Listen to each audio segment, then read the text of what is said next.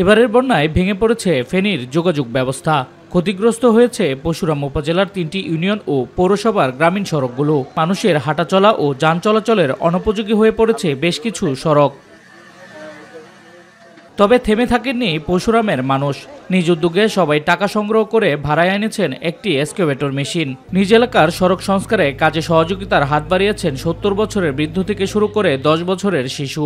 এলাকাবাসী স্বতঃস্ফূর্তভাবে অংশগ্রহণ করে আমাদের কাজগুলো আঞ্জাম দিয়ে যাচ্ছে। পরিদর্শন করে সরকারের যে বরাদ্দ এবং যে রাস্তাঘাটের ব্যবস্থা করা সেটা উনি অতি দ্রুত করবেন বলে আমি দৃঢ় বিশ্বাস করি। শুধু এটা না, আমরা বিভিন্ন জায়গায় আমরা পরিষ্কার পরিচ্ছন্নতা অভিযান, ট্রাফিক সহ আমরা বাজার মনিটরিং সহ আনুষঙ্গিক কাজগুলো ছাত্র শিবির করিয়েছে। বন্যার পানি শুকানোর পর একের পর এক সড়কগুলো স্বেচ্ছাশ্রমে মেরামতে নেমেছেন স্থানীয় গ্রামের বাসিন্দারা।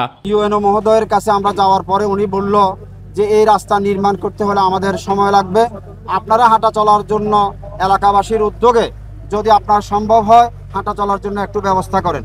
তখন আমি আমার এলাকার কিছু ভাইদের সাথে পরামর্শ করে আমি উদ্যোগ নেই। গ্রামবাসীর এমন উদ্যোগকে স্বাগত জানিয়ে এলজিডি প্রকৌশলী জানান, সড়কগুলো স্থায়ী সমাধানের জন্য মন্ত্রণালয়ে জানানো হয়েছে।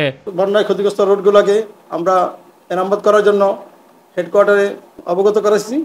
পরবর্তীতে বরাদ্দ পাওয়ার সাপেক্ষে দ্রুত কাজটি শুরু হবে। দ্রুত সরকারি বরাদ্দে স্থায়ী সমাধানে সড়ক নির্মাণের দাবি এলাকাবাসীর।